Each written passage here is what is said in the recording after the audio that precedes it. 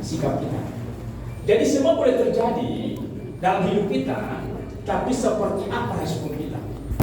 Kalau respon kita mengucap syukur, maka kita pasti keluar menjadi pemenang. Sekali lagi, kalau kita mengucap syukur, maka kita pasti akan keluar menjadi pemenang. Bapak Ibu, dengan cepat saya menyampaikan tema kita di atas, ada di atas ini, hidup bersyukur. Ya.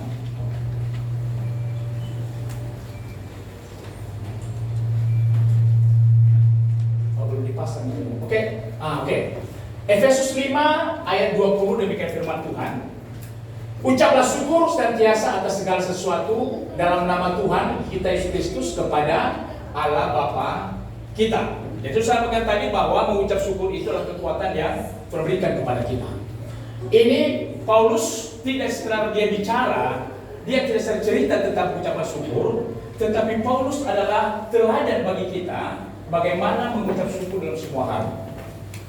Ketika dia menulis surat Efesus, dia bukan sedang ada di restoran lagi menikmati makan, dia bukan lagi sedang ada di hotel atau lagi di kolam renang, lagi santai-santai. Tetapi ketika ayat ini ditulis oleh Paulus, dia sedang ada di dalam, dia sedang ada di penjara. Tapi di dalam penjara pun Paulus bisa memberikan kekuatan kepada jemaat apa? Mengucap syukur dalam sejarah. Kita belajar dari Fanny Crosby. Siapa Fanny Crosby? Fanny Crosby adalah seorang yang terkenal di Amerika. Dia lahir tahun 1920. Ketika dia berumur 6 bulan, dia sakit flu, terus dibawa ke rumah sakit, bukan penyakitnya sembuh, mal praktek terjadi dan membuat matanya buta sejak dia berumur 6 bulan. Berarti 6 minggu, berarti 1 tahun setengah umurnya dia. Ayahnya umur 5 tahun meninggal, dia bersama dengan ibu dan neneknya dalam keadaan yang miskin. Tetapi tahu Bapak Ibu, kalau coba klik di Google siapa nama Fanny Crosby, dia menulis mengubah lagu-lagu rohani sebanyak berapa? 8.000 lagu. Salah satunya apa? Lagu apa yang terkenal yang sekarang kita sering lakukan apa? Ku berbahagia, yakin teguh, dia penulisnya, dia yang membuat dirinya, dan mampirlah dengar doa. Artinya orang yang sangat terbatas ini mata buta, tapi dia bisa mengubah berapa lagu? 8.000 lagu. Lagu-lagu rohani dia bisa ubah. Dan Amerika diberkati, bahkan seluruh dunia lagu ini kan ada di terjemahan. Hampir semua negara Eropa, khususnya Protestan, mengenal lagu ini. Ku berbahagia ya kita ini, mampirlah dengan doa. Itu diciptakan oleh orang yang sehat, yang punya keterbatasan, tetapi dia bisa melakukan itu. Karena apa? Dia mengucap syukur dengan keadaan. Bahkan ketika wartawan datang sampai ditanya, Crosby, kamu ini kan terkenal mengubah 8.000 lagu. Lagu-lagu kamu sudah banyak diberkati oleh orang. Sekarang kalau selalu disuruh lahir kembali, kamu pemilih buta atau matamu bisa melihat? Dia bilang tidak. Untuk saat ini, kalaupun saya lahir kembali, saya memilih tetap menjadi buta. Kenapa? Karena kalau saya mata bisa melihat, tidak mungkin saya fokus dalam menciptakan sebuah lagu. Kenapa? Karena pasti mata saya melihat banyak hal, dan saya tidak fokus, saya terganggu, dan tidak mungkin apa rindu saya. Tapi karena saya tidak bisa melihat apa-apa, mana laki-laki yang ganteng-ganteng, mana makanan-makanan yang enak, mana indah-indah, maka saya fokus saja. Kenapa? Karena memang saya tidak melihat apa-apa. Ya. Nah, kita belajar dari Ayub. Salah satu pribadi dalam kitab suci yang menjadi teladan bagi kita menjalani hidup dengan penuh syukur adalah Ayub. Ayub 1:20-22. Maka berdirilah Ayub, lalu mengoyak jubahnya dan mencukur kepalanya, kemudian sujudlah ia dan menyembah, katanya, dengan telanjang aku keluar dari kandungan ibuku, dengan telanjang juga aku akan kembali ke dalamnya. Tuhan yang memberi, Tuhan yang mengambil, terpujilah nama Tuhan. Dalam kesemuanya itu Ayub tidak berbuat dosa dan tidak menuduh Allah, tidak berbuat yang kurang patut. Ayub pasal 1 menjelaskan kepada kita bahwa Ayub ini orang saleh, takut Tuhan, menjauhi ketahanan. Tetapi bukan berarti dia tidak pernah mengalami kesulitan dalam hidupnya, kan? Kalau lihat ini, justru orang yang saleh, orang yang jujur, orang yang takut akan Tuhan ini mengalami hal yang mungkin kita tidak pernah alami dalam hidup ini. Apa yang membuat Ayub bisa bertahan dalam semua peristiwa yang dialami? Yang pertama, tidak menilai Tuhan hanya berdasarkan satu peristiwa. Perhatikan ini, Bapak Ibu, kita jangan menilai Tuhan hanya karena satu peristiwa saja. Orang kalau lagi duduk di pantai, dia katakan apa? Laut ini sangat indah, Tuhan ciptakan begitu luas, pemandangan yang luas, karena dia duduk di pantai. Tapi suatu hari ada anak kecil kehilangan sandal di bawah ombak ke laut. Maka dia katakan apa? Laut ini jahat. Kenapa? Sandal saya di bawah ombak. Kenapa? Laut ini jahat. Tetapi ketika ada nelayan sedang memancing, dia dapat ikan yang banyak. Dia katakan apa? Laut ini baik. Kenapa? Tuhan siapkan ikan-ikan di laut ini. Tapi ketika ada kapal tenggelam, orang meninggal, keluarga berkata, laut ini jahat. Keluarga saya mati di laut. Begitu cepat menilai, padahal hanya satu peristiwa saja. Hanya satu peristiwa yang terjadi, langsung dia berikan penilaian bahwa Tuhan ini baik atau Tuhan ini jahat. Bapak Ibu, jangan pernah nilai Tuhan hanya karena engkau mengalami satu saja yang tidak menyenangkan. Hanya karena engkau mengalami satu hal yang mungkin membuat kamu kecewa. Jangan. Proses panjang untuk bisa kita katakan apa? Tuhan ini baik atau tidak. Ayub itu, kan dia punya pengalaman bersama dengan Tuhan. Sebelum kejadian dia sakit kusta, maka sudah banyak rentetan apa? Kebaikan-kebaikan Tuhan yang dia alami dalam hidup dia. Jadi tidak mungkin hanya karena dia sakit satu peristiwa saja, dia katakan apa? Tuhan tidak baik. Menjadi berubah imannya hanya karena satu keadaan saja yang tidak menyenangkan dia, yang menyakitkan dia. Sama kan? Kalau kita menilai orang, jangan lihat karena satu keadaan, satu kali ketemu saja terus kita katakan apa? Dia tidak baik. Belum tentu. Bergaul dulu lebih baik sama dia, berteman dulu lebih baik sama dia. Orang yang kita anggap tidak baik itu, malahan nanti dia bisa menjadi apa? Teman yang baik buat kita. Ini kan sekarang lagi 3 pasal Pilpres kan sudah ada sekarang.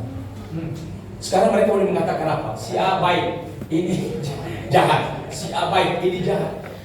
Jangan begitu dulu. Jangan secepat itu melakukan apa? Penilaian. Nanti malu kita. Masih ingat gak Pilkada 2019, Pilpres 2019? Antara siapa? Prabowo dan Jokowi berantem. Setelah selesai apa yang terjadi? Mereka dulu sama-sama makan, enak-enak ngobrol. Nah sekarang apa terjadi 2000 ini sekarang? Dia pasangan sama siapa? Sama Gibran, anak Jokowi. Jadi jangan pernah menilai, kan tidak enak itu. Kan tidak enak dulu orang kalau Prabowo dulu, Jokowi itu jahat begini, tidak bisa buat apa-apa. Kan tidak enak jadinya sekarang jadi berteman kan. Sebaliknya juga. Jadi jangan cepat menilai hanya karena sesuatu yang tidak, satu saja yang tidak menyenangkan kita. Amin. Katakan kiri kanan, jangan nilai Tuhan karena satu peristiwa saja. Jangan nilai Tuhan karena satu peristiwa saja. Jangan nilai. Makanya kepada semua tim sukses, jangan nilai dulu satu peristiwa saja. Kalau satu peristiwa, nanti sebenarnya juga mereka dulu juga. Yang satu jadi menteri, yang ini jadi komisaris BUMN, sudah beribu-ribu duluan. Istri saya ngomong begini, ketika diumumkan Mahfud MD, istri bilang, kalau gitu saya dukung sih Ganjar sama. Saya bilang sampai dia enggak, saya mau dukung Gibran. Jadi Gibran cuma anak kecil begini-begini. Padahal pemilu di Indonesia ini luber, langsung umum bebas dan rahasia. Satu orang pun tidak boleh ada yang mempengaruhi kita. Kampanye itu memang mempengaruhi, boleh mempengaruhi orang, tapi saya tetap bilang saya itu rahasia saya, Ustaz. Tidak perlu Anda tahu. Rahasia saya aja, nggak usah tahu. Ya. Yang kedua, yang pertama tadi, ya makasih. Perlu pilih sebagai. Yang pertama tadi, jangan nilai Tuhan karena satu peristiwa. Yang kedua sekarang, tidak menilai Tuhan berdasarkan apa yang hilang. Ya. Ayub menyadari bahwa semua yang ada memang milik Tuhan, sehingga ia tidak marah ketika semuanya Tuhan ambil. Ayub 1:15, maka firman Tuhan kepada iblis, nah segala yang dipunyainya ada dalam kuasamu, hanya janganlah engkau mengulurkan tanganmu terhadap dirinya. Kemudian pergilah iblis dan dari hadapan Tuhan. Ayub 2:6, maka firman Tuhan kepada iblis, nah ia ada kuasamu, hanya sayangkan nyawanya. Iblis berpikir bahwa Ayub ini sekarang takut Tuhan, saleh, hidup jujur, menjauhi kejahatan karena dia diberkati oleh Tuhan. Karena apa yang dia punya, hartanya banyak. Maka iblis katakan, tuh, makanya tuh Ayub sampai hari ini masih setia kepada Tuhan. Kenapa? Karena memang terlalu banyak diberikan Tuhan sama dia, banyak berkat. Dia katakan Tuhan, oh, nah kalau gitu coba kalau semua hilang ini pasti tinggalkan. Maka apa? Tuhan izinkan memang, tapi nyawanya di saya tidak diboleh dijamah oleh siapa? Oleh iblis. Maka terjadi itu. Tapi ternyata Ayub membuktikan bahwa dia tidak menilai Tuhan hanya karena selama ini berapa banyak diberikan Tuhan kepada dia. Buktinya apa? Semua itu hilang kan? Anaknya hilang, hartanya hilang, bahkan istrinya juga hilang. Bukan istri hilang, menghilangkan diri kira-kira bilang. Istrinya bukan hilang, menghilangkan diri. Tapi kalau ibu-ibu di sini tidak ada yang menghilangkan diri. Amin. Tidak ada yang menghilangkan diri di sini. Istrinya Ayub yang menghilangkan diri. Tapi yang mau saya katakan apa? Ayub ternyata dia tidak menilai Tuhan itu karena berkat yang diberikan Tuhan kepada dia. Tapi ketika itu ternyata hilang, diambil dari dia tetap percaya kepada Tuhan. Itu yang luar biasa. Itu iman yang luar biasa. Ketika yang kita punya diberikan Tuhan, tiba-tiba hilang, kita masih tetap setia sama Tuhan. Kita masih bersyukur. Ternyata tetap masih bersyukur. Orang tua kita hilang, masih bersyukur nggak kita? Hah? Bersyukur. Nggak sama tanya dulu dengan jelas nih, agak ragu-ragu. Kalau orang tua kita hilang, meninggal lah, kan bukan hilang, meninggal. Kita masih bersyukur nggak? Ya bersyukurlah. Kan Tuhan yang memberi, Tuhan yang mengambil, terpujilah nama Tuhan. Kalau suatu hari apa yang saya punya hilang dari diri saya tetap harus bersyukur. Karena Tuhan itu tidak bisa diukur dan tidak bisa saya nilai hanya karena apa yang saya terima selama ini dan sudah saya miliki. Bagaimana kalau anak-anak kita sekarang hilang dari kita? Masih bersyukur nggak? Agak susah ya. Biasa agak susah memang itu ya. Agak susah ya. Kalau suami kita hilang, istri kita hilang, biarin aja kita cari yang lain. Bukan saya berkata ini Pak. Awas, Tuhan masuk. Jadi yang kedua apa? Tidak menilai Tuhan berdasarkan apa yang hilang dari diri kita. Yang terakhir, tidak menilai Tuhan hanya berdasarkan pemberiannya. Itu yang saya katakan tadi. Hanya karena apa? Pemberian itu kalau kita diberi berarti Tuhan baik. Kalau kita tidak diberi berarti apa? Tuhan tidak baik.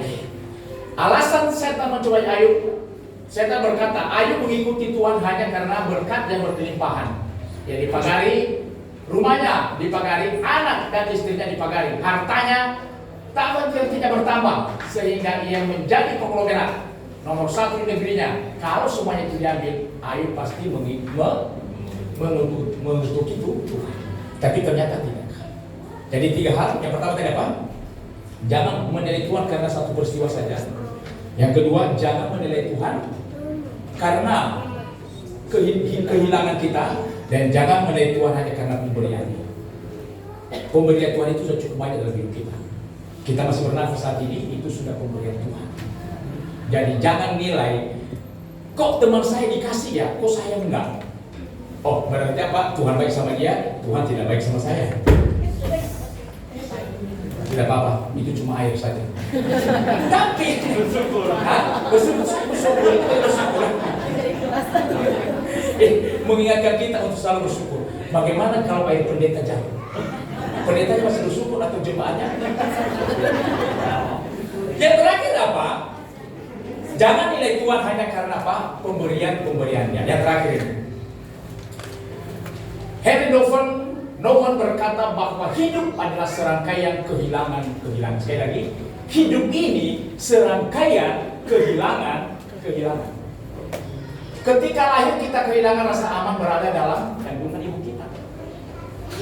Ketika masuk sekolah kita kehilangan rasa aman tinggal dalam lingkungan hidup keluarga. Ketika memperoleh pekerjaan kita kehilangan kemerdekaan sebagai anak muda. Sudah mulai diatur-atur hidup kita. Harus bangun pagi, jam 9 masuk, jam 5 pulang, jam istirahat hanya jam 12 ke jam 1. Kalau tidak kita telepon, dicari. Ketika menikah kita kehilangan kegembiraan karena masih mempunyai banyak pilihan. Betul kan? Kenapa masih banyak pilihan untuk menikah? Rasa nyaman sebelum menikah itu kan kita bisa boleh melihat semua, boleh?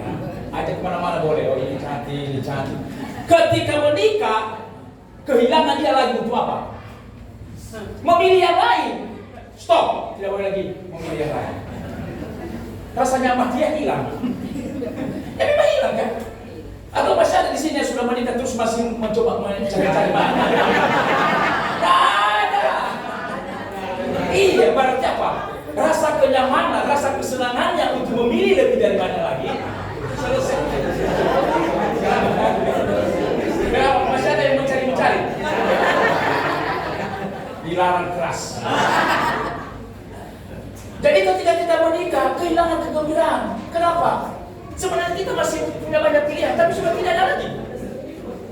Rasa sukacita kita udah nggak ada lagi, berhenti. Berarti apa? Kehilangan waktu kita lagi, nggak ada lagi kesempatan berhidup.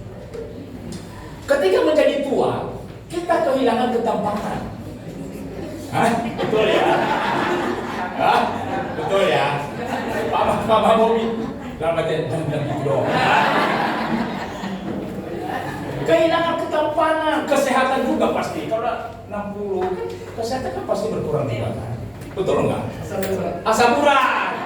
Habis apa? Kebebasan fisik tidak seperti waktu kita anak muda. Kalau anak muda nongkrong sampai pagi ada masalah. Ini sudah dibatasi bos. Kenapa? Masuk angin. Kalau pulang gak malam apa? Masuk angin apa? Kerokan. Nggak enak. Ada macam-macam. Ada yang asam urat lah. Ada yang gula lah, macam-macam. Kenapa? Umur sudah menjadi tua. Tapi saya selalu beritakan kepada kita, umur kita 120 tahun. Amin. Amin. Percaya di mana itu ayatnya? Mau tahu ayatnya? Kejadian. Saya harus pastikan dulu ini supaya teman-teman tidak salah. Ya. Saya mau ada buktinya. Kejadian pasal, saya cari dulu ya.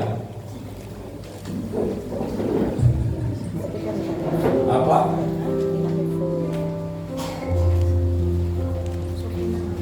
Coba lihat umur manusia 120 tahun saja.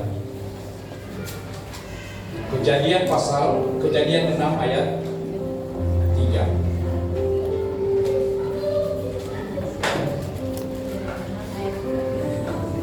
Ini sudah selesai nih, tenang aja, kalau malam ini.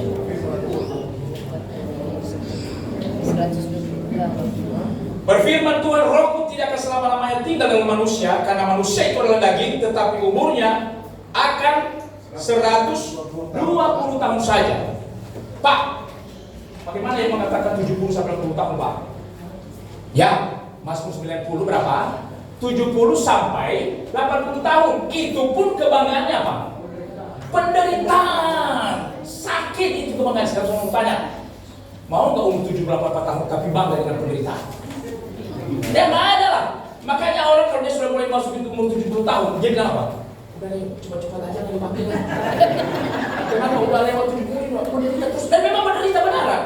Kenapa? Karena di pikirannya kalau sudah umur 70 tahun menuju 80 tahun itu kesukaran dan penderitaan. Iya Pak, iya. Bonus tapi menderita, enak banget. Gak usah mau bonus kalau menderita lah. Harusnya dia pegang ini kejadian 6. Berapa? 120 tahun saja. Harusnya begitu pegangan kita. 120 tahun saja. Siapa itu? Musa. Umurnya 120 tahun saja. Tapi ingat, untuk bisa mencapai 10 tahun harus kembali kepada apa? Makanan yang Tuhan kasih. Di mana? Kejadian apa makanan? Tumbuh-tumbuhan dan iya, biji-bijian, sayur-sayuran dan biji-bijian. Sejak kapan Tuhan izinkan makan daging? Sejak kapan? Sejak air bah. Kenapa? Bumi ditutupi oleh air, tidak lagi tanaman, tidak lagi biji-bijian. Yang ada sama lu apa? Yang ada di kapal apa? Ya, daging-daging dong. Maka mulai di pasal itu Tuhan katakan apa daging boleh kamu makan. Ya, diizinkan Tuhan memang. Tapi lupa yang namanya Adam, Nuh dan keturunannya. Harusnya ketika mereka sudah mulai bisa bertani, tanah sudah menumbuhkan tanah biji-bijian, mereka harus meninggalkan makan apa? Makan daging. Mereka harus makan sayur dan biji-bijian. Kenapa? Karena daging itu makanan darurat. Jadi siapa di sini yang mau darurat umurnya, yang makan aja daging banyak. Nah, biar umurnya darurat. Katakan, makan daging itu darurat umurnya. Amin. Dan ketika mati, kita kehilangan segala-galanya. Berarti apa? Memang utuh kan? Hidup ini apa? Perjalanan apa? Kehilangan, dan kehilangan. Maka sampai ada saat ini tetap bersyukur kepada Tuhan. Amin. Kita berdoa. Bapak, terima kasih di malam hari ini kami bersyukur karena anugerah Tuhan buat kami semua.